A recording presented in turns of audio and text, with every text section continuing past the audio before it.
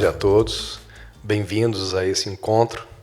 Estou com Pedro Caetano Éboli, um amigo, crítico de arte e professor, que hoje vai falar um pouquinho de Monolux. Eucanã Ferraz, o curador da mostra, não pôde comparecer. Convidamos Pedro, então, para fazer esse papo com a gente aqui. Pedro escreveu um texto no catálogo eletrônico, no catálogo digital, no e-book. É muito interessante, que ele faz as comparações históricas das imagens do Monolux com questões da história da arte, pensando vários elementos ali importantes, comparações a outras séries minhas também, fotográficas. E a gente vai falar um pouquinho desse universo Monolux, esse universo dessa luz única, né? Monolux, de onde veio essa proposta, que começou de uma vontade muito pessoal de sair fora dos parâmetros que já estavam um pouco maçantes para a produção fotográfica, no meu ponto de vista, no meu próprio pensar fotográfico. Então, Pedro, se apresentar um pouquinho. Obrigado, queria agradecer por terem me chamado para participar da conversa e também para participar do catálogo, né? Foi um prazer escrever o texto.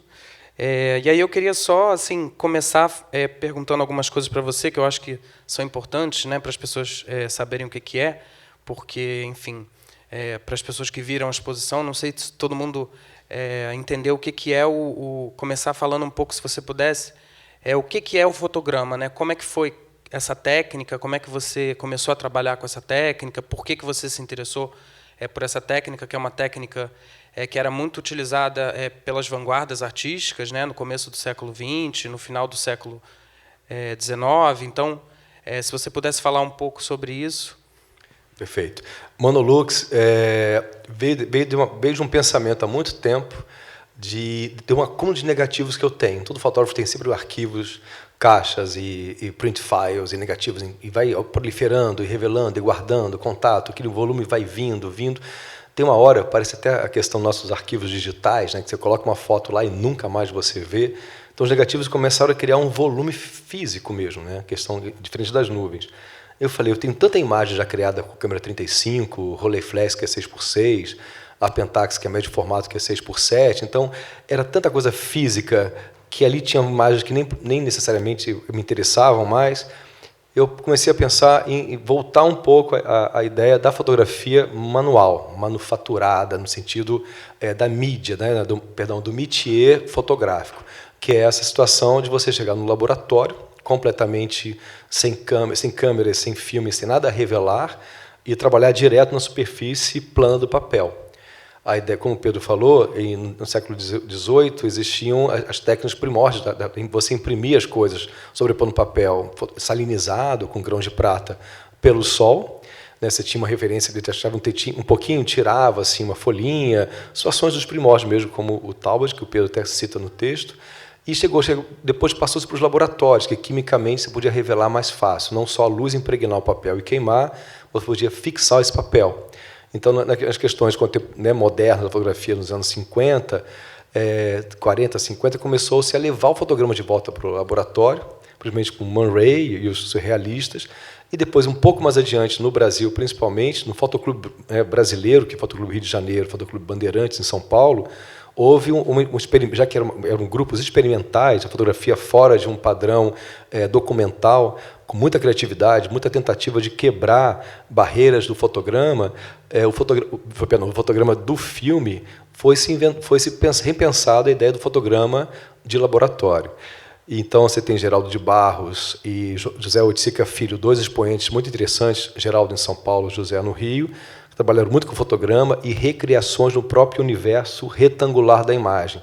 Então, no próprio laboratório já resolviam a questão da imagem, ou pegavam a fotografia, recortava, recolocava, fotografava e criava um outro negativo de segunda geração. Então, houve essa movimentação de sair da fotografia convencional e criar quase derrapadas, assim, coisas completamente abstratas e estranhas à fotografia. Quando eu estava numa certa, não posso falar, a palavra não é crise, mas com um certo acúmulo dessa situação, me sentindo um pouco quase indesejável ter aquilo tudo. Como é que eu criei tanta imagem reprodutiva, né, que eu posso pegar o negativo e ampliar quantas vezes eu quiser? Eu comecei a pesquisar, e já tinha feito fotogramas no laboratório na universidade, em cursos livres.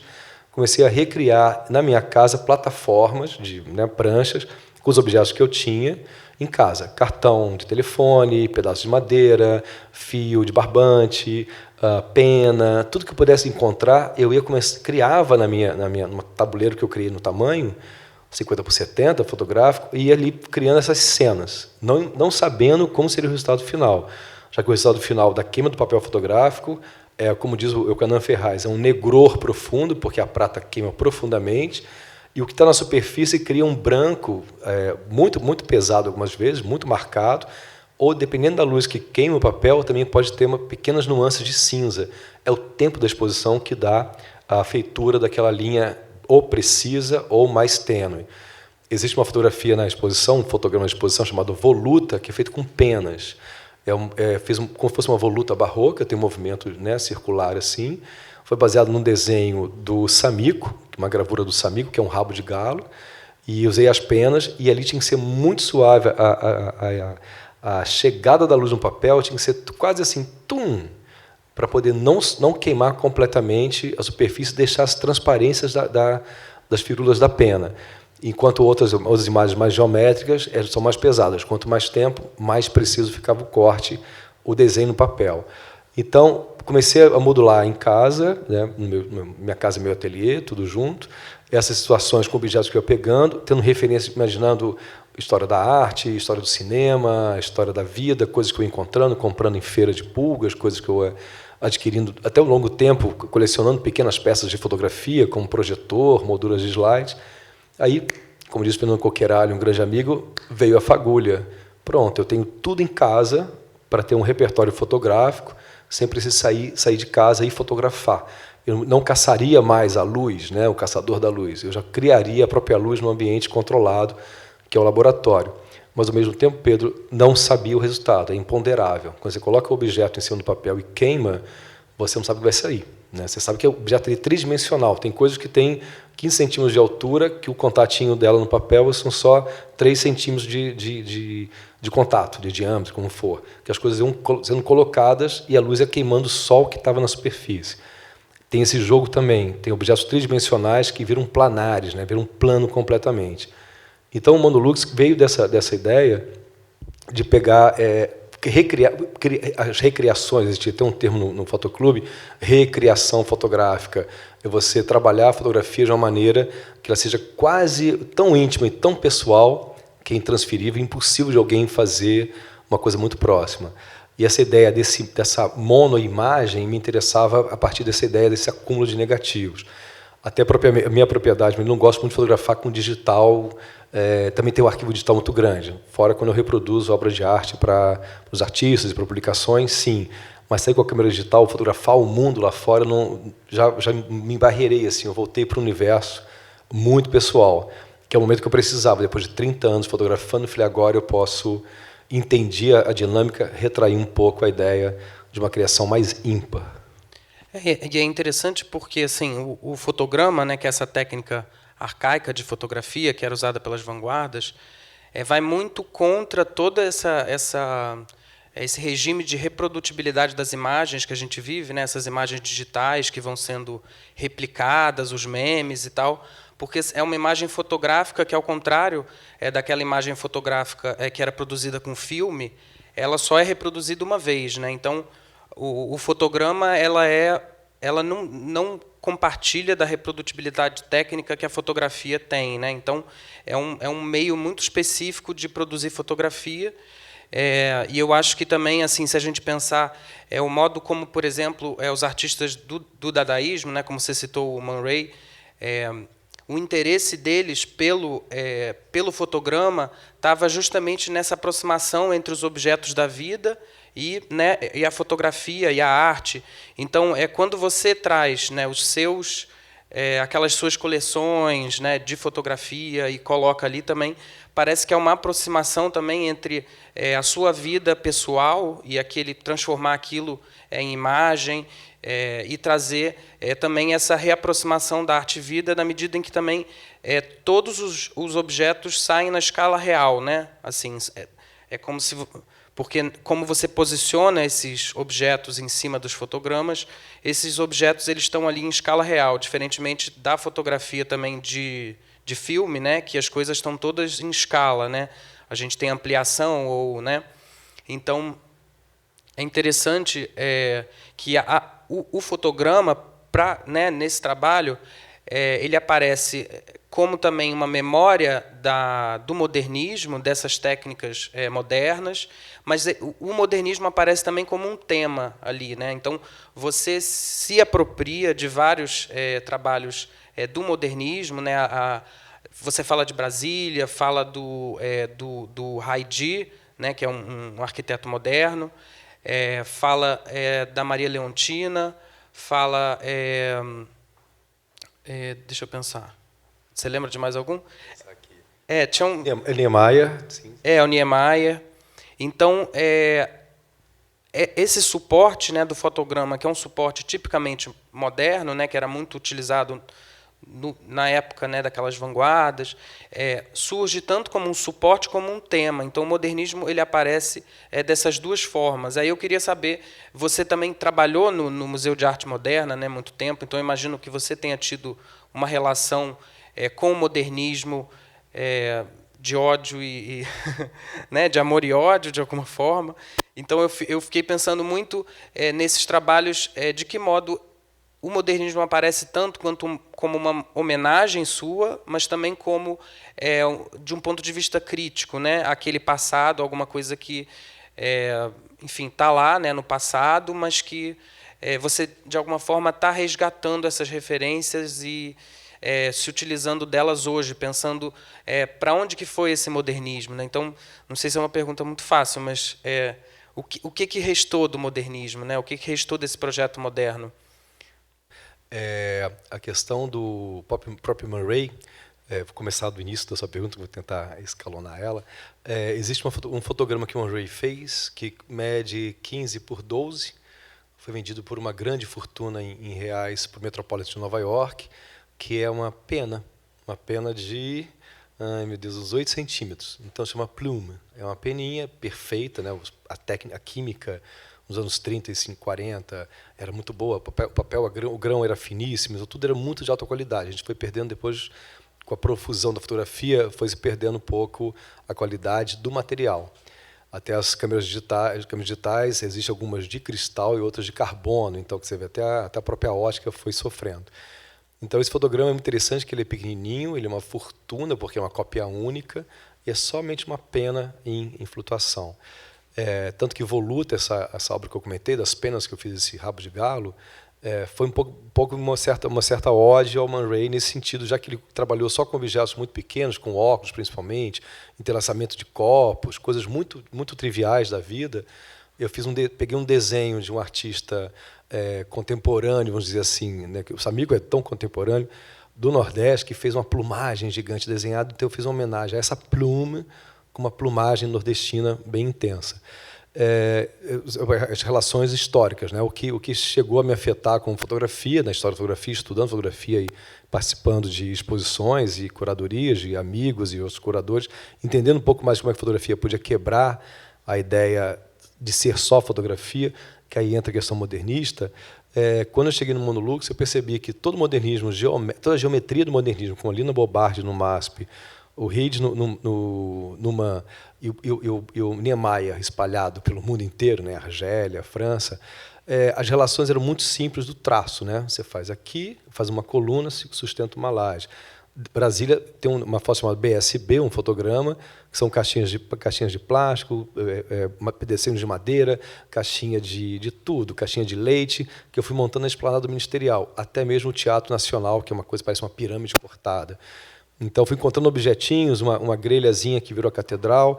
Então, quase uma imagem aérea de Brasília. Quando fiz esse fotograma, ele saiu real, branco e preto, claramente você vê que o modernismo tinha as lógicas todas dos anos 60, que foi aquela na arquitetura, era toda embasada nesse futurismo que acabou virando retrô, né? Um retrofuturismo. Brasília não é futurista, ela é estancada nesse modernismo daquele momento, é linda, eu sou apaixonado, mas ela é completamente retrô. Ela entra num processo que tem uma redoma da história dela. Ela não foi para frente, no sentido do modernismo. E aí, ao mesmo tempo, numa escala seguinte, tem o Afonso Eduardo Reed e a Lina, que fazem 2 museus exemplares, né, quebra um pouco a questão do Niemeyer, que tinha linhas muito cartesianas, eles começam a criar situações flutuantes, um vão gigante, o grande vão, tudo flutua, até os cavaletes da Lina, tudo flutua também.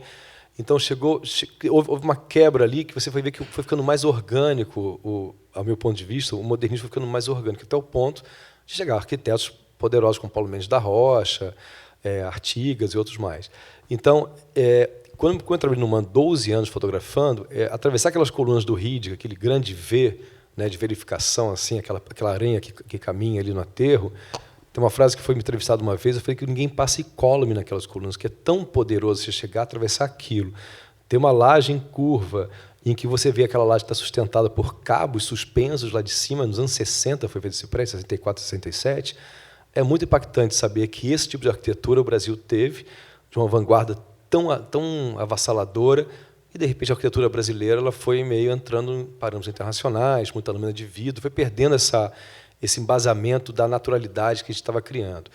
Os fotogramas, quando eu faço, a questão dessa modernidade que foi se esfacelando, eu tento resgatar o traço, realmente. Não é resgatar, é trabalhar a questão do traço modernista, aniquilando a forma-função e mostrando três trenas quebradas, trena de medir, eu estiquei elas no desenho, botei um alfinetinho, puxei um barbante e fiz o fotograma das colunas do MAN, que chama Zig Rei de Zag, como fosse um zigue-zague. E, na verdade, se eu fotografasse antes de fazer o fotograma, era isso, um barbantinho com alfinete, objetos muito domésticos, muito simplórios, que na hora que você imprime sai, vem um emblema, né? O emblema do moderno, o emblema da questão da brasileira na arquitetura. E eu gostei de trabalhar com essa ideia dos elementos da arquitetura, como ali na Bobardi, que chama Grande Vão, que é o MASP, são barbantes, que eu fui furando também. Furei literalmente papel, ele está lá com um furinho, daquele físico, atravessando o barbante para fazer o desenho das colunas e do grande vão, e quando eu imprimi, que já que era barbante, ficou muito suave. Então, um edifício de concreto pesadíssimo é representado por 4, 6 linhas de barbante. Então, eu comecei que a fotografia desse esse emblema da arquitetura, emblema da imagem, por questões muito coisas muito simples e com uma retórica final muito mais transparente, muito mais estranha. Era para criar esse estranhamento dessa historiografia que a gente tem do moderno brasileiro.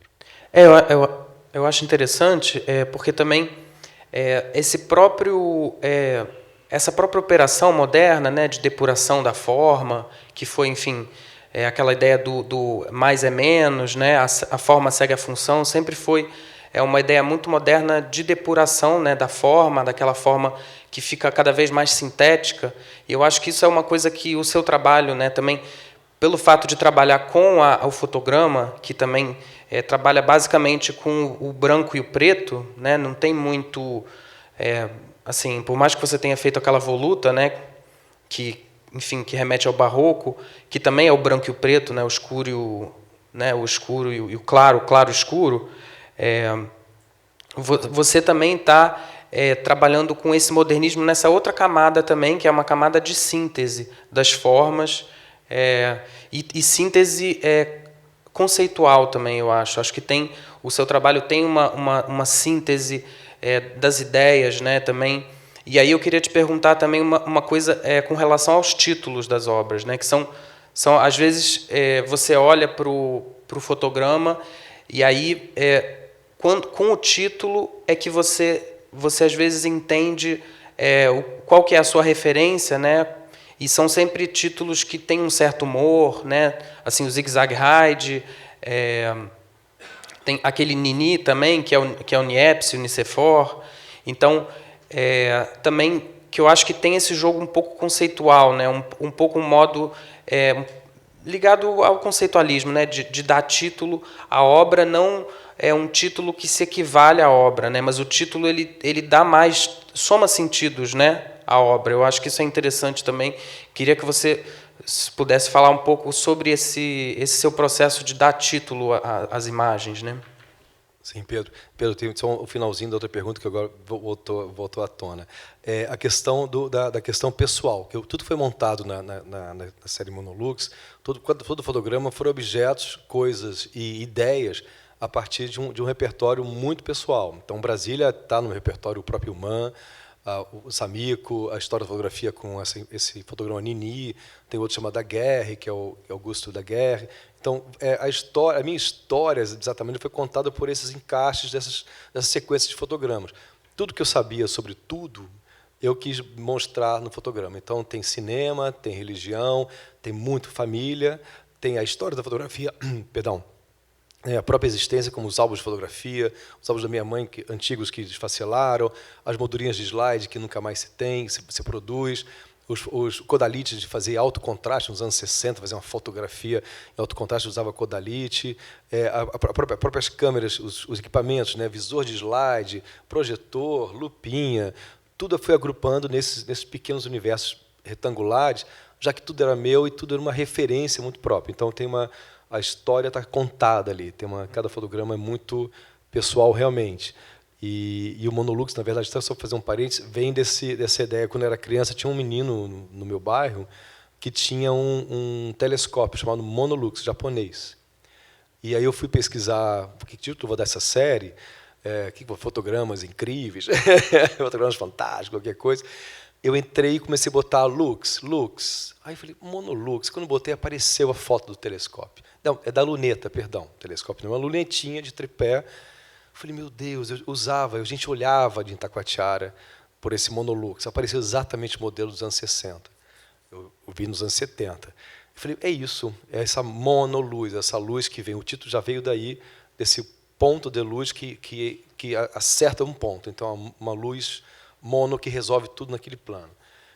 Título, nome, nominar, é uma coisa que eu gosto muito, que eu adoro palavra e imagem, é uma coisa que eu sempre trabalhei, sempre apreciei ver artistas como Luciano Figueiredo e os poetas, Cátia Maciel, que trabalham sempre com a imagem ligada, o próprio Ferreira Goulart, que eu conheci, fotografia objetos, né, tem sempre um trocadilho, as letras saem, entram outras, parece que está sendo uma recriação da palavra.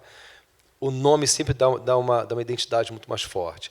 E dá essa questão quase diagonal. Então, a imagem do Niepce Siofor, que é a primeira imagem feita no mundo, né, que é uma placa de bronze, de cobre, com betume da Judéia, besuntada, e que ele botou numa câmera escura com uma lente, já que ele era físico, e queimou essa placa durante 12 horas, de uma vista do sótão dele, no interior da França, que você vê um pombal, vê um telhado, e ele falou, descobriu a primeira fotoimpressão.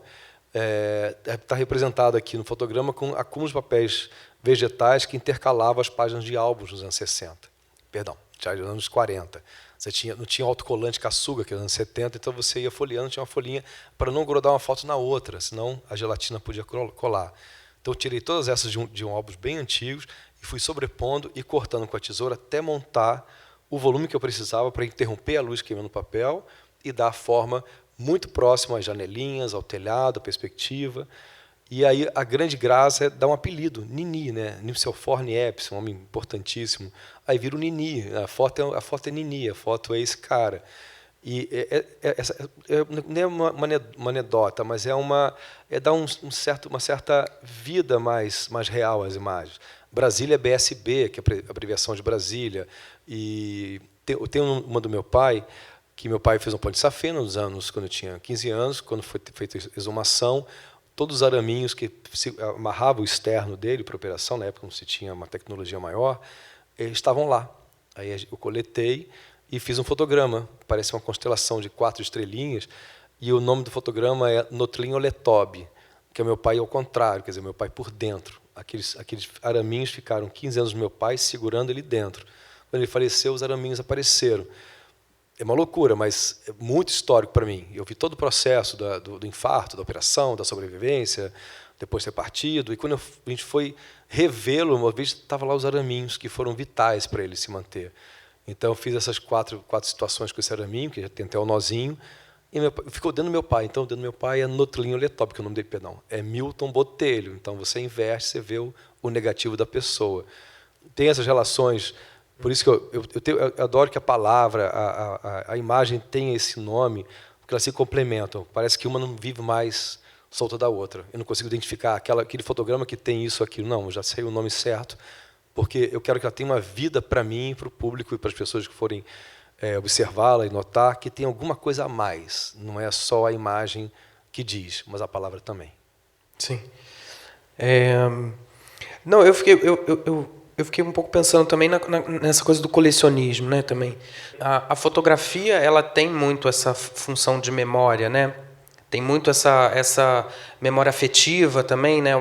O próprio livro, o Barthes tem aquele livro A Câmara Clara, que é sobre a foto da mãe dele, né? Então, a foto ela tem um pouco esse papel de relembrar memórias, né? Esse fator memorialístico, né? E aí, quando você também trabalha com esses seus objetos pessoais, fico pensando também se você também, de alguma forma, não está falando da fotografia, fazendo fotografia, e também se referindo à fotografia como esse objeto de memória, né? De trazer essa memória, que também é uma memória pessoal sua. Eu acho que quando você falou, né, da sua trajetória em Brasília, então o modernismo não é alguma coisa que você está de fora analisando como um crítico, né, analisando como... Mas acho que faz parte da sua vivência, né? Você trabalhou no Museu de Arte do Rio, no Museu de Arte Moderna. Então, de que modo assim você pensa esses arquivos, né, esses objetos que estão ali, a fotografia como esse meio também de memórias, que trazem essas suas memórias pessoais, e ali também a gente vê que são as suas referências, né? Me parece, pelo menos, eu não sei se eu estou certo, mas que você não vai buscar as imagens, né, em algum lugar para fazer os fotogramas, né? São imagens que você tem na sua memória, me parece, né? Memória, coisas que você já tinha essa memória visual, e aí você vai construir a imagem ali um pouco a partir dessas suas referências. Então, a gente, de alguma forma, toma contato com as suas referências pessoais, que, ao mesmo tempo, são referências compartilhadas, né? Assim, claro que eu não tenho... Assim, quando eu vejo todas aquelas imagens, eu não entendo necessariamente a que você está se referindo em todas elas, mas algumas eu entendo, e aí, a partir daí, a gente vai entrando no trabalho, né? Então, eu acho que cada um vai ter seu ponto de entrada, né? Seu lugar de entrada, a partir da própria memória visual e a partir das próprias referências. Mas é interessante que, para algumas pessoas, pode ser que aquelas imagens fiquem abstratas, né? Para quem não tem essa... para aquilo não lembra nada, isso já leva para um abstracionismo, que é um lugar também que é, enfim, moderno, né? Dessa fotografia moderna, e que é um lugar que você está trabalhando com esse modernismo abstracionista também, né? Então, não sei, falei muita coisa. Mas... Não, Pedro, perfeito. O Monolux, toda essa ideia dessa ideia do fotograma era quase fazer um compêndio das coisas que eu tinha. Então, a coleção de madeira, não tem a coleção de Pinóquio ali, mas a coleção de madeira, coisas que eu vou acumulando, objetos decorativos, coisas que as pessoas me deram. Então, material fotográfico que a gente, né, existia uma época, nos anos 90, todo mundo queria comprar tudo que pudesse encontrar em feira no chão, os slides, caixas de fotografia, tanto que tem coisas de outras pessoas, né, fotografia que eu comprei, estão aqui, como o Grand Tour, que é uma caixinha íntima de uma viagem à Itália, de uma família que você olhar, está todo mundo ali, se divertindo em Firenze, Veneza, Roma. E a família está onde, essa família, que essa caixinha foi ser vendida por R$ 5 numa feira? Aquela memória se deslocou do participante ativo, virou um objeto completamente trouvé, né, achado ou perdido, eu capturei e virou um fotograma. Então, é quase uma voluta a história dessa caixinha. E é muito interessante quando você fala a questão da memória fotográfica. Meu amigo Ari, ele tem fotos quando criança, no aniversário, que ele posta todo ano, que é colorida de bem vermelho, assim, né, Kodachrome, posta no Instagram. É impressionante você ver aquela cor diabólica vermelha dos anos 70, indo para os 80, do filme. Quando eu olho, é uma nostalgia muito profunda, porque aquela cor só existia naquele período. E as fotos de caseiras são sempre sensacionais, né? O bolo, a criança com presente, a criança no cavalinho. Aquilo tudo vai ficando, né? E a gente vai guardando. Agora, meus sobrinhos não vão guardar aquilo, não vão guardar as nossas memórias, pequenos fragmentos de dobra, né? Porque todo Monolux é feito de dobra. Eu desdobro a memória, tiro uma informação, desdobro um pouquinho aqui, um pouquinho, lembrei daquela situação que aconteceu, tal. Nesse ponto, até da questão das fotografias, de nossa infância que a gente tem, eu tenho pouquíssimos, tenho alguns slides, que foram feitos em algum momento esporádico, depois, lógico, a câmera entrou na nossa vida com o Olympus Trip, né, que todo mundo depois já ficou mais democrata. Eu encontrei numa feirinha também essa questão desse apagamento, a memória que eu estou tentando recriar, mas que é apagada, como essa caixinha do Grand Tour, 2 monóculos micros que tinham 2 sladinhos, e está amarrado com um barbantinho. Está aqui no fotograma. Então, era para não perder, né? É que um monóculo não saísse de perto do outro, eles passaram um barbantinho. Um é um bebê num sofá e outro é a mãe e o pai com o bebê no colo. Então, uma imagem, um monóculo, virou binóculo, porque eles amarraram. Eles não queriam desassociar uma da outra. Então, deixar na gaveta os 2 soltos, não, eles passaram o barbantinho para dizer, essa você tem que ver com a outra. Era um díptico, né? E aí eu montei o fotograma, que é uma criança, né? A criança é sempre muito fotografada, porque é o momento que você está querendo ver aquela criança crescer. Os aniversários são sempre muito, muito importantes para a criança, documento o aniversário, Papai Noel, tudo mais. Aí já estava também num limbo essa imagem. Esses 2 monóculos no barbantinho já estava também na feirinha do chão. Quando eu olhei, era uma singeleza de afeto tão grande que, para você ver o bebê, você tinha que automaticamente ver o pai e a mãe com o bebê no colo. Era no mesmo lugar que o sofá é o mesmo, né? Então, eles fizeram um loop naquelas 2 imagens. Não queriam que uma ficasse sobrevivendo sem a outra. E, no final, as 2 estão sobrevividas juntas até hoje, mas na mão de um terceiro, de um quarto. Então, é que nem a questão audiovisual nossa, a gente está criando tanta imagem, guardando tanto na nuvem, e vai comprando arquivo, tem uma hora que você não vai encontrar nunca mais, vão ficando lá para trás. Olha que a gente mal começou a fotografar com o celular. Então, esse lá para trás digital que vai acontecer, já aconteceu lá para trás dos álbuns, das referências fotográficas, como a cópia fotográfica, o álbum autocolante. Então, a memória, eu procuro na série pegar essas dobras da memória que eu tenho. Então, tem horas que são muito abstratas, mas tem toda uma questão ali. Opa, como é que eu vou criar uma imagem que eu possa falar. Está aqui o som? Que eu possa falar em que o fotograma é puramente luz sobre papel. Aí fiquei, né? A minha mão, eu posso pensar que é a própria capa do catálogo digital, do nosso folder, que foi só uma dobra, não teve nenhum objeto. Eu só dobrei o papel na diagonal e coloquei a mão por cima. Quando eu soltei e foi revelado, essa mão imprimiu o fantasma nessa parte por detrás do papel. Quando voltou, ela estava lá. Então, simplesmente, é só o meu corpo tocando o papel e puxando ele. Não tem nenhum objeto. Então, é autorreferencial no sentido... Porque eu falar da fotografia sem utilizar nada, então, nesse ponto. Quase um autorretrato. Só se eu mesmo me tocasse o papel. Falar, então eu vou fazer. Só que eu vou fazer a dobra sobre dobra. A dimensão e o volume estão no mesmo corpo. São questões que vão transpassando assim, a ideia dessa fotografia criada, né? A história, a dobra da memória, coisas que pensamentos, né, filosóficos daquilo, como é que funciona a questão do cosmos, a questão da religião, que por isso tem o vazio eridano, que é um fenômeno cósmico. Depois é o Shaddai Elohim, que é um fenômeno mais sobre a questão da estrela e de Deus. Então, tem conotação religiosa, mas a ideia era transportar para uma imagem. E nada mais ali é um vidro que eu emborquei de uma maneira e outra, e cada um teve um resultado final. São coisas que eu vou criando o que está passando por mim agora, o que já passou, que eu possa lembrar. É quase um compêndio, como é que chama? Um compêndio mesmo, né? De fatos que passaram na minha vida que eu gostaria não de esquecer. Que sei que vou esquecer, a gente vai esquecer.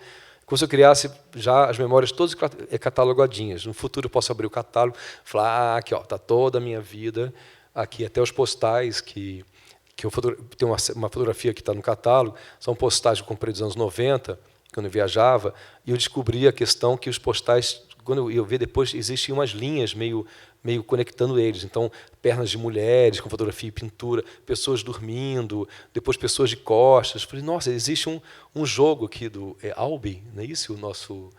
O colecionador alemão. O que fez Warburg, a fantasmática da imagem. E aí as coisas podem acontecer agora, ou século passado, ou 3 séculos atrás, mas a ideia sempre vem, o fantasma daquela imagem vem vindo, está nesse fotograma dos postais. Então, o tempo inteiro a gente vive com esses fantasmas que vão vindo de lá de trás, a gente vai só reproduzir. A voluta gira e continua, gira e continua. O retratinho da criança lá, e o retratinho do Ari, o meu retratinho no Velocípedes, é a mesma situação que aconteceu com Sanders, que é um fotógrafo alemão, fotografava crianças, né, em colégio, em velocípede, ou como o Papf, que fotografou a família imperial jovem, em 1800. Então, é criança ali, é criança aqui, é criança cá, e sempre é a mesma ideia dessa fantasmática. Então, transpassa principalmente essa dobra do que eu sei quem eu sou, né? Então, jogo ali essa ideia, essa experiência pessoal nos fotogramas. Já que você falou um pouco do Warburg, dessa coisa das imagens, eu até lembrei, quando você falou desse binoclinho, né, que os dois tinham que ser vistos juntos, né, o monóculozinho, fiquei pensando que alguém, de alguma forma, ali estava pensando nessa montagem, né, de duas imagens, uma com a outra, que tinham que ser vistas juntas. E nessa exposição, tanto quanto no Limite Oblíquo também, eu acho que tem uma preocupação com a disposição das fotos na parede, né? Não só os fotogramas como alguma coisa que deve, né? Como algo que deve ser visto um depois do outro, assim, porque geralmente numa montagem de fotografia cada uma do lado da outra, né? Aqui você tem algumas situações em que fica uma imagem aqui, uma em cima, uma embaixo. No Limite Oblíquo era mais ainda, né? Acho que vocês fizeram mais essa deriva ainda, eram derivas, né, ali daquelas imagens. Então, queria te perguntar aqui como é que foi pensada essa montagem, também essa relação entre as imagens, não só como alguma coisa... Porque me parece que as imagens têm uma relação entre si, de montagem, que não são só trabalhos individuais ali a serem vistos, né? São trabalhos que devem ser vistos um do lado do outro, que isso é interessante para você, né? A disposição, a ordem desses trabalhos ali na parede. Então, se você pudesse falar um pouco como é que isso foi pensado. A primeira apresentação do Monolux foi no Museu de Arte Moderna no Rio de Janeiro, em 2018. Era um salão grande, eu desenhei esse salão com pequenos labirintos abertos, como se fosse um labirinto, e a ideia é que os fotogramas ficaram muito distantes. Assim, então, um conversava aqui com o da frente, o daquela ponta para cá. Eu fiz um desenho de uma cama de gato, as relações eram transversais. Quando fiz a série Limite Oblíquo, que é um resíduo de ressaca, né, a deriva no mar, que eu coletei em Taquatiara, que é já uma coleção, desde que eu tinha 12 anos, os galhos mais esquisitos, mais amorfos, mais estranhos, eu ia guardando. Tanto que nessa série também você não percebe a questão amorfa deles, você vê só um contato. Mas eles são completamente Tim Burton, assim, uma coisa impressionante. E agrupados ficavam mais tensos ainda. Essa coleção eu fiz essa série Limite Oblíquo, que são retóricas desenhadas numa mesa de luz, com esses galhos. E a montagem, que foi no Paço Imperial em 2021, a ideia do curador Adonis Nino e minha era criar essa ideia de que as fotografias estavam dispostas na parede e que, na verdade, é quando o mar joga os cascalhos, né, orgânicos, né, e não orgânicos agora também, joga e puxa, joga, então aquilo vai parando e ficando. Até que, no final, você tem todo aquele mar de pedaços de galhos e cocos e palmeiras e pedaços de pau. Então, a ideia da montagem no Paço Imperial é que você chegasse, você visse, já que as peças não se repetiam, os caquinhos, né, madeira não repetindo os fotogramas, é que você tivesse visto aquilo em meio de cima, assim, tudo espalhado na areia. Por isso subia essa composição, como se tivesse chegado, ficou, a maré foi retraindo e tudo foi meio espalhado. O Man, então, foi assim o Monolux, a situação da cama de gato. O Limite Oblíquo, essa a ideia desses cascalhos que subiram, esses fragmentos subiram e ficaram sobrepostos na areia. E quando chegou aqui no Sesc de Niterói, a ideia foi criar o Canan Ferraz, o curador, teve a ideia então de familiarizar as obras pelo espaço também, por um público mais específico de crianças, pensamos muito nisso, em que você pudesse ter essas composições familiares. Então a geometria toda se encaixa e se complementa, o que tem questões cilíndricas se encaixam e se complementam, o que não tem ninguém se separa, cria essa vírgula, né? Você vê na exposição tem uma vírgula de uma peça só. Então a ideia foi sendo criada a composição dos temas. Tema fotografia, tema geometria, tema história da arte, tema pontos, tema fotografias com manipulação, temas esporádicos. Então, tudo está muito temático ali, por uma questão de espaço. E o curador teve esse insight, quando a gente foi montar a expografia, de realmente, pela primeira vez, juntar as famílias, você entender os fotogramas mais agrupados. tanto que pessoas que vieram nessa exposição adoraram muito, porque podiam ver tudo junto, então entendia a lógica daquele agrupamento. Mas isso é um grande mérito do curador, do Eucânio Ferraz, nesse sentido de fazer todo mundo ficar muito próximo e criar essa família, quase se você está passando uma página e vendo a página seguinte. O MAN, como era muito grande, eu fui criar essa ideia de deslocamento. Você vê uma, você desloca para ver outra. Cabia naquele espaço, né? Mas aqui foi muito interessante nesse sentido de tudo estar muito nos seus grupos, os seus nichos estão acontecendo, as imagens são díspares, né? Nenhuma se repete, nada, muito, mas a ideia é que cada uma agrupadinha desse uma família para o espectador. Esse foi o primeiro aspecto, e ficou muito interessante, que acabou ficando muito mais harmonioso ali. Sim. Deixa eu pensar. Não, e também é interessante que alguns dos trabalhos, o próprio referente aparece ali, né? Que a fotografia geralmente é alguma coisa que ele retrata um referente, né? Ele tem um referente, tem aquela cópia ali que a fotografia transforma em imagem, e aí você em muitos desses trabalhos você mostra também o referente. Você mistura a cópia com o referente, a cópia com o que produziu a própria imagem, com o objeto que produziu a imagem. E como esses objetos são... esses objetos aparecem no fotograma em escala natural, às vezes é até difícil de você... Cria um pouco essa confusão, né, entre a cópia e o objeto real. Então, é interessante também esse tipo de distância, né, que o trabalho cria. E como você também não está trabalhando só a fotografia como esse meio bidimensional, né? Você está trabalhando a fotografia já quase como um objeto ali sempre, né?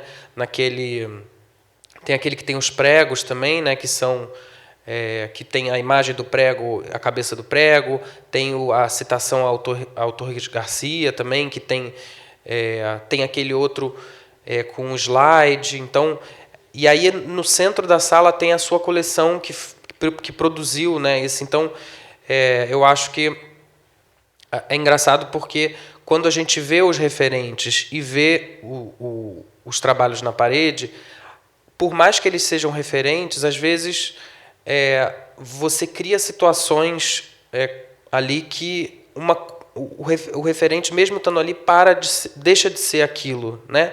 Ele passa a ser tanto uma fábula quanto você consegue perceber qual que era esse referente. Então, ele é tanto um documento de alguma coisa quanto uma ficção.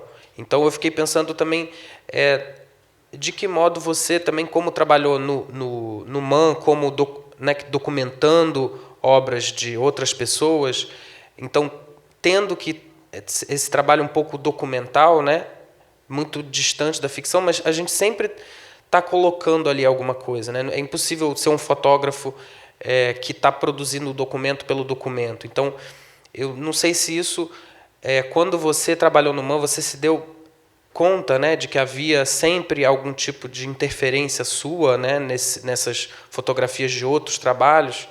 Então, quando você faz esses seus fotogramas, já tem um pouco, você já está jogando nessa fronteira entre a ficção, né, a sua fábula ali, e o que é o referente, né, esses objetos que geraram essas fábulas, né? Então, fiquei pensando um pouco sobre isso, assim. A proposta no Museu de Arte Moderna em 2018 existia a vitrine com todos os objetos que foram utilizados nos fotogramas.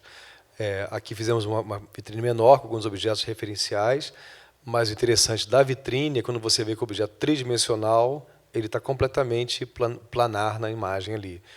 E existem 3 fotogramas que eu quis fazer um jogo de um trompe-l'œil, né, um engana-olho, que chama carbono 14-2, que é o teste de carbono 14, quando você faz para identificar o período daquela geologia, alguma pedra, alguma coisa, uma questão mais científica, e que eu consegui pintar 2 moldurinhas de slide de papelão, com uma tinta bem específica, ficasse bem branco, sem nada, e eu colei dando um engana-olho. Ele está lá, junto com os slidinhos, tem 2 slides colados. 2 molduras de slides, que de longe você não percebe, então dá essa sensação perto, longe. E os 2 trabalhos, que um chama Daguerre, que são esses alfinetinhos, quase uns preguinhos de cobre, que era a base do Daguerre, Auguste Comte Daguerre usou uma placa de cobre, emulsionou com prata e fez o daguerreótipo. Imprimia, impressou com prata, com um pozinho de prata, imprimia com a lente e tudo mais, e na revelação era vapor de mercúrio que subia e queimava a prata e caía o que não era prata. Quando você olhava, você tem um espelhamento, a imagem perfeita, que a ótica era perfeita. Aí aquela chapinha de cobre, você tinha que fazer um estojinho, que você passasse o dedo, ali saía, era pó. Então tem os estojinhos do daguerreótipo, são todos estojinhos por isso, você não pode passar o dedo. E a base era chapa de cobre. E eu encontrei os parafusinhos de cobre. Então eu fiz uma constelação no laboratório, no escuro, tudo escuro, completamente escuro, uma pequena luz vermelha só de segurança. Eu fui furando o papel do fotograma com eles, criando o desenho lá, aí queimamos, eu e o laboratorista, o Ailton Silva nesse caso. E aí acabou de queimar, eu tive que tirar todos eles de volta e revelar. Então revelou as bolinhas, só que revelou a bolinha da cabeça do parafusinho, mais a perfuração no papel. Então é um papel machucado, ele tem uma perfuração, não está simples. Quando ficou pronto o fotograma, eu fui montar, então eu reperfurei depois a foto com os mesmos parafusinhos de novo.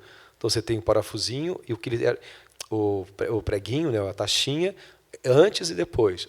Ela, a sombra dela e ela, a sombra dela e ela, a sombra dela e ela. E fiz aquela constelação dourada em homenagem ao Daguerre.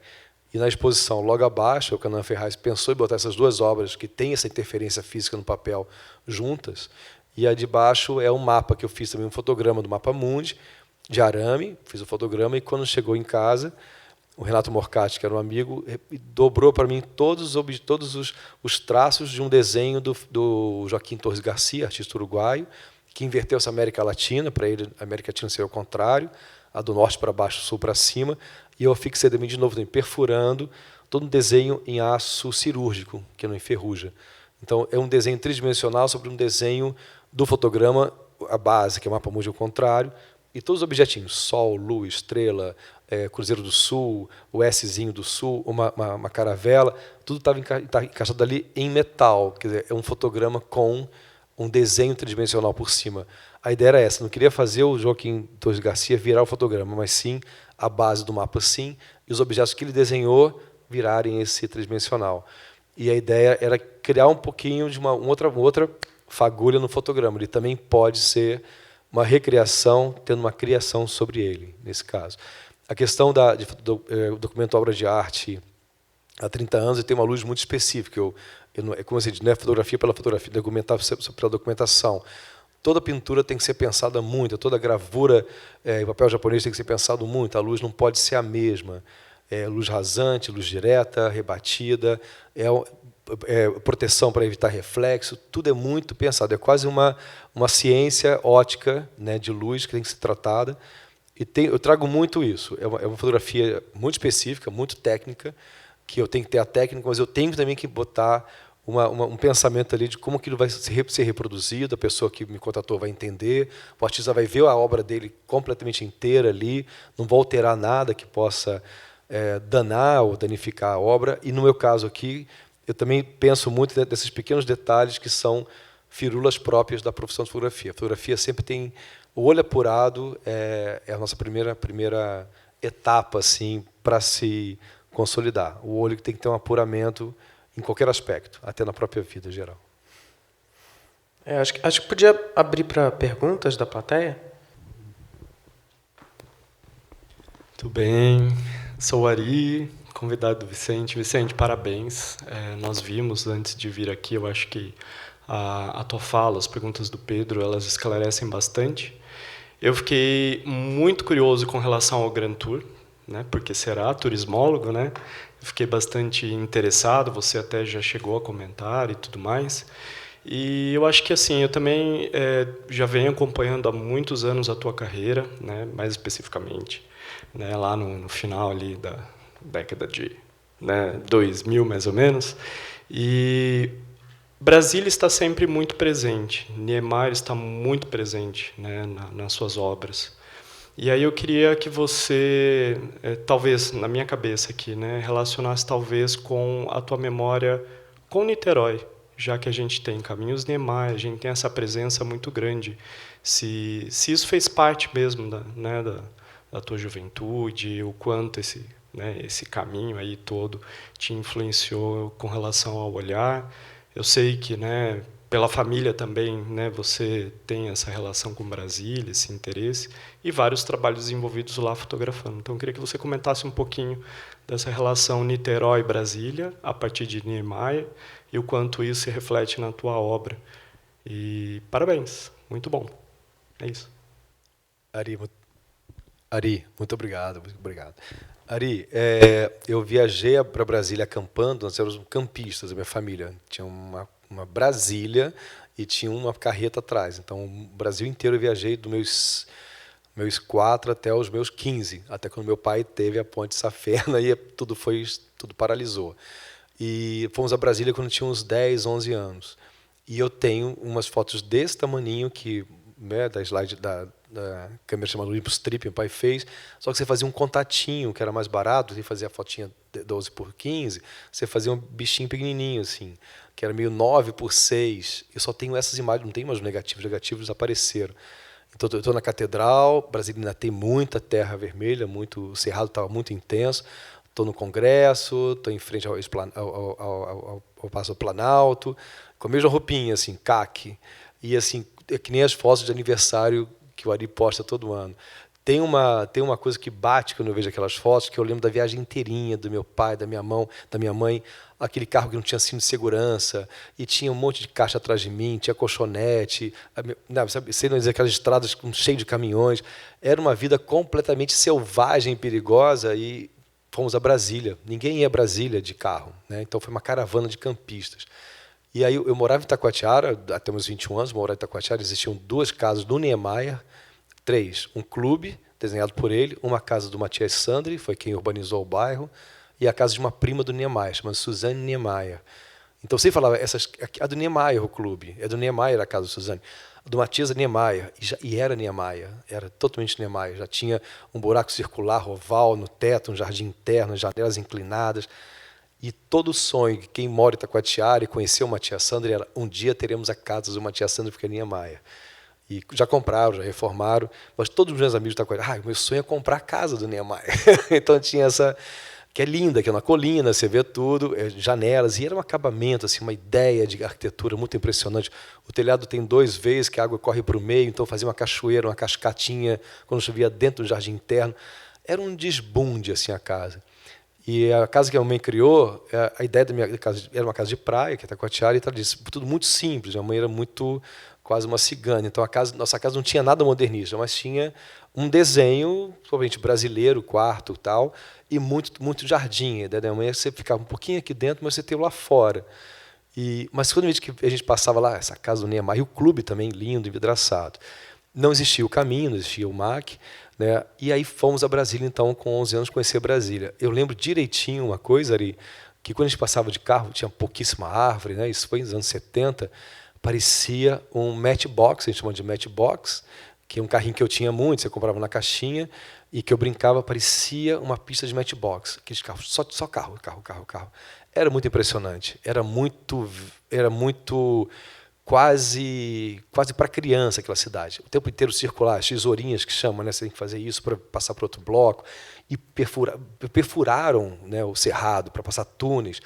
Eu fiquei muito impressionado quando criança, porque a gente foi de carro, andando por Brasília. É sempre assim, Brasília toda hora, esse movimento, você pega o eixo, assim, pega o eixo, assim.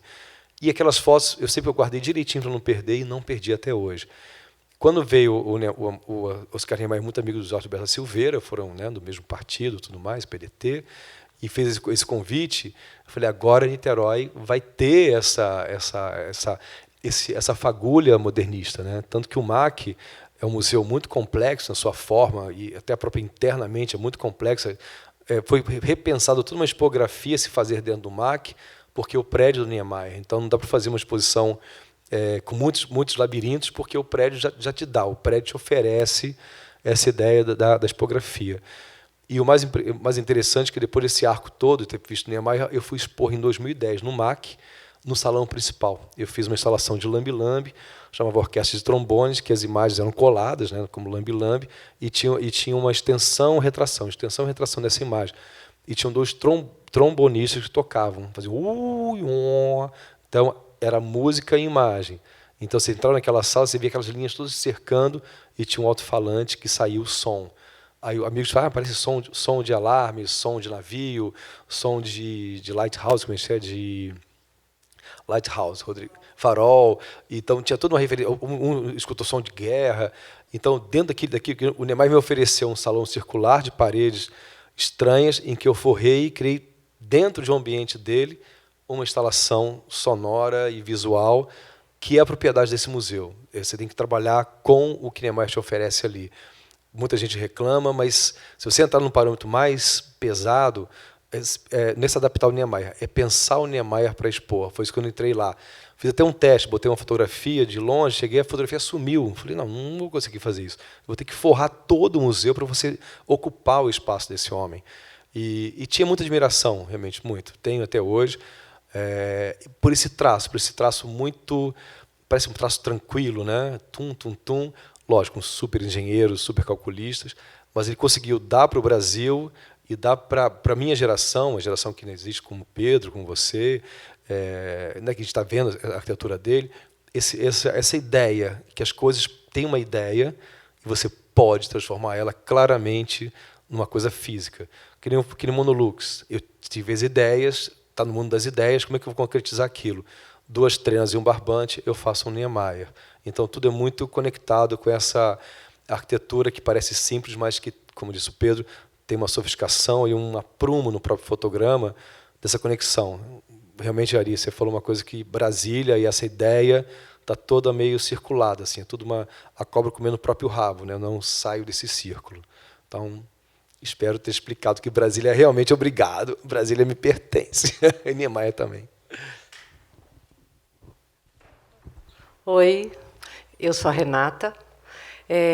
Bom, eu sou um pouco leiga assim, né, nas artes visuais, então eu acabei de ver sua exposição e eu queria dizer que eu me diverti vendo a exposição, principalmente, né, quando você vê o título e depois relaciona o título com a obra, né, e aí já começa um pensamento, né, um questionamento, assim, né, como que o artista chegou nisso. E agora, escutando você falar, e essas perguntas todas, assim, né, é bonito de saber que é puramente pessoal, assim, não puramente, mas é pessoal. E assim, quando você coloca a história dos slides, eu nunca tinha pensado nisso, a história dos slides, das fotinhos, as fotos nas caixinhas, quando elas eram amarradas nesse barbante, eu comecei a ir lá para a minha infância, né? Então, e eu nunca tinha pensado, puxa, é verdade, né? Dessa história, quer dizer, o cara colocou ali para vender, foi parar na mão de uma outra pessoa, esse desdobramento todo, né? E no que isso dá, assim. Então, bacana de escutar todas essas histórias, a história também do grampo, né, que você explicou do teu pai. Então, assim, na verdade, é só agradecer e também colocar aí, como pergunta, sei lá, se não só essa exposição, mas eu imagino que outras exposições, né, tenham esse cunho manifestativo, pessoal. Acho que tem, né, porque é tudo tão preenchido, nada é vazio, sabe? Então, me diverti, achei muito bacana por isso. Queria escutar um pouquinho, assim, você falar sobre isso. Obrigado, Renata. Tem uma série que o Pedro comenta no próprio nosso e-book, que chama Galáctica, e a outra série chama Em Orbit, que, na verdade, é uma série de fotogramas chamada Lápidos, que é a minha coleção de pedras, porque eu tenho coleção de restos de restinga, coleção de bugiganga, coleção de pedra. Eu vou acumulando de muito tempo. Eu não consigo viver sem esses objetos. Eu sou completamente um homem vazio se não tiver essas coisas que eu guardei, que eu sei exatamente que pedra... Não sei exatamente de onde a pedra veio, mas eu sei que eu coletei aquela pedra eu mesmo. Então, está ali no meu universo. E o Lápidos eu remontei situações como se fossem asteroides ou objetos espaciais numa dinâmica no fundo preto do fotograma, em que também, com a projeção da luz, também transformou em coisa plana, mas uma situação quase amorfa de pedras. Então, chama Lápidos, feito a pedra. E fiz uma exposição em 2018, na Galeria Lurix, que o Pedro escreveu o primeiro texto sobre essa exposição, que aí sim tornei um grande fã, porque o texto é extraordinário, me jogava nas galácticas, na verdade, o texto. Falei, Pedro, não sou isso tudo, mas acho que sim. E aí, por isso que o convite ao Pedro para escrever aqui, em que ele falava dessa exposição em Orbit. E a Orbit, que é uma mesa de... As pedras que estavam no fotograma estavam representadas fisicamente numa mesa, na exposição. Você podia ver a pedra, o referencial, que nem a gente fez a vitrininha lá, mas era mais específico, o referencial e o fotograma, referencial ao fotograma. Pedro comparou a série Lápidus em Orbit com a série Galáctica, que são luminárias do mundo inteiro, fotografadas com Rolleiflex. E tudo isso para chegar no ponto, Renata, que tanto o Cosmos quanto a Lápidus e Galáctica quase fazem também um aglomerado. Se expor Galáctica com Lápidus está falando da cosmogonia, das questões todas que a gente desconhece. A James Webb agora mandou fotos incríveis do espaço interestelar, então já agora está começando a descobrir um pouco mais além, mas tudo uma representação. O que a NASA manda para a gente está toda colorida por computador. Ela vem em onda de rádio, os fotograminhas, vai juntando, tá aquele cru, vão agora pintar, e as imagens já traduzem a cor. Então, a frequência da imagem que chega de rádio, aqui é marrom, aqui tem um azulado, aqui tem um roxo. Então, tudo é recriação, é foto meramente ilustrativa. Então, quando eu faço o Galáctica preto e branco, o Lápidus, e faço esse meu cosmos pessoal, como eu falei, eu estou criando como a NASA recria a minha imagem que chega originalmente, eu também posso fazer com objetos à mão a minha própria visão de cosmos. Então, essa questão que você falou do pessoal é onde eu me encontro, ali, né? No Lápidus e na Galáctica. É uma hora que eu consigo ver que eu também posso ser um cientista completamente ignorante da questão científica, mas muito atento à questão da imagem. O que pode representar para nós, que te dá, de novo, a fagulha de uma realidade lúdica. Acho que a questão lúdica é muito importante, assim. E o Pedro foi sensacional, que ele fala do Monolux, fala da Galáctica, fala do Lápidus, juntando todo mundo num grande emblema, assim. Tudo aquilo ali é representação, não se iluda. Você está vendo coisas que você não está vendo.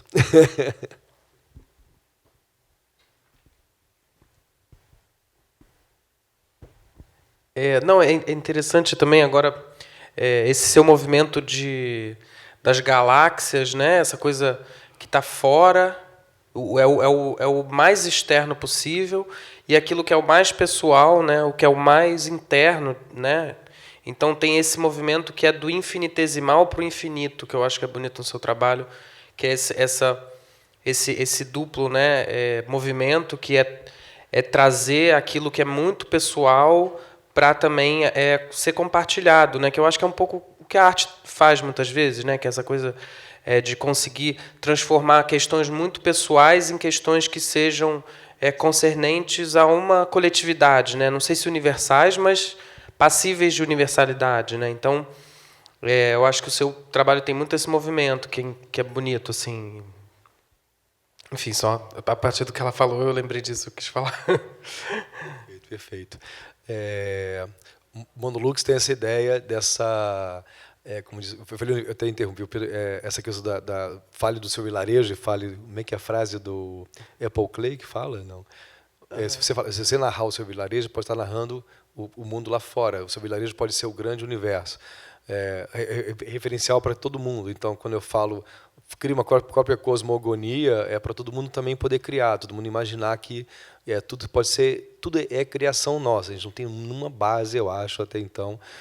A ciência dá, mas é tudo muito elaborado na imagem, né? O que você está recebendo. E essa questão você comentou, você falou da cosmogonia, do acúmulo, das coleções que acabam sendo um próprio corpo anexo, né? Você vai colecionando brinquedos e objetos e tudo te preenche, assim, né? Faz aqueles sacos em volta de você que parece, como diz uma poesia do Paul Bowles, que ele fala, parece que o mundo você não pertenceria a esse mundo se não fosse aquelas coisas ao seu redor. Tudo aquilo aí te dá um pertencimento, assim, a coleção de madeira, brinquedo, material. Eu pertenço a alguma coisa, eu sei que eu estou pertencendo, quero esclarecer isso para mim. Então eu vou guardando para ir sempre esclarecendo. E Monolux é um grande compêndio, adoro essa palavra, que aprendi com a minha irmã, que é bióloga, um compêndio de esclarecimentos ali também.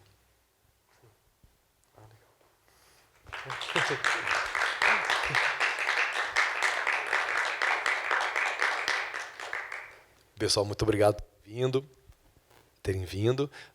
Quero agradecer ao Sesc Niterói. Nós participamos do edital Pulsar 2020 e 2022, a exposição Monolux aqui no Sesc Niterói. O edital foi muito bom, muito interessante. Conseguimos agrupar profissionais incríveis trabalhando. Pedro foi um dos convidados a fazer esse texto para o nosso e-book.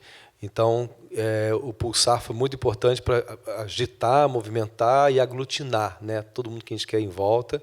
A produção foi do Rodrigo Andrade, que foi sublime. Eucanã Ferraz é um grande companheiro no pensamento da fotografia, já que ele é um poeta. E tanto que quando eu falo do Monolux, eu convidei o Eucanã para fazer a curadoria no MAN, que transferiu para cá, que eu queria uma pessoa que soubesse falar sobre a superfície do papel, né? O poeta tem que escrever, ele pode até falar, mas ele perde a poesia. Tem que escrever para concretizar ela. Então, era essa pessoa que pega o papel e faz um traço, que nem eu faço Monolux. A experiência foi muito interessante com o Canaã, foi impressionante ter essa relação de uma pessoa extra-universo das artes visuais, mas sendo um artista visual da palavra. E foi muito importante que a gente fez a exposição muito ímpar, muito cuidadosa, muito cuidada para o Sesc Niterói. Então, ficamos muito agradecidos. E o Pedro Caetano Éboli, que foi, quando fez esse texto, em 2018, referente, comparando Galáctica e Lápidos e Monolux, foi um transbordamento de alegria saber que alguém encontrou a linha, alguém encontrou o fio do infinito. Então, Pedro agora é tudo para mim. Obrigado, Pedro. Foi um grande prazer de lê-lo a meu respeito. Obrigado a você também, né? Poder proporcionar que a gente possa escrever sobre isso e falar sobre isso, pensar nessas coisas todas, enfim. Obrigado.